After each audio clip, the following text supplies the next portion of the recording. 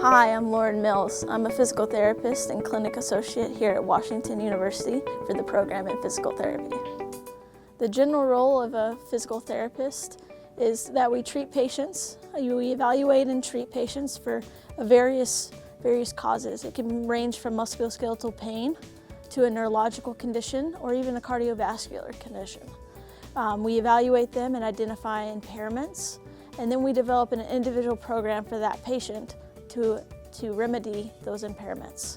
And it can range from exercises, it could be patient education on changing the way they're sleeping or they're sitting. Also, we can do some manual therapy or modalities if that's indicated for that patient. One of the best things about our profession is the amount of settings that we can work in. We can work in a college or university like I do here. You can work in an acute care hospital, a rehab hospital. There's private practice clinics. There's also specialty dependent clinics like pediatric clinics. You can also work in the school system as well as skilled nursing facilities as well. And one of the other things is now we can specialize. So you can even make your patient population a little bit more or less diverse. You can work in pediatrics, you can work in pelvic health, you can work in sports or general orthopedics, or you can also work in neurology or with the geriatric population as well. My specialization is in sports. Our typical day can vary a lot, so it's hard to give you just one day. So I'll give you kind of my week, a look at my week.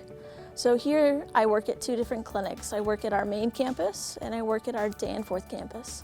My Danforth campus, I see around 10 to 12 patients a day. They're a little on the younger side because we see a lot of students over there.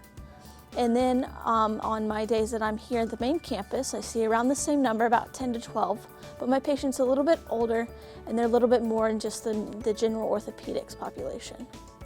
And on an average week, I could see anywhere from about 5 to 8 new patients.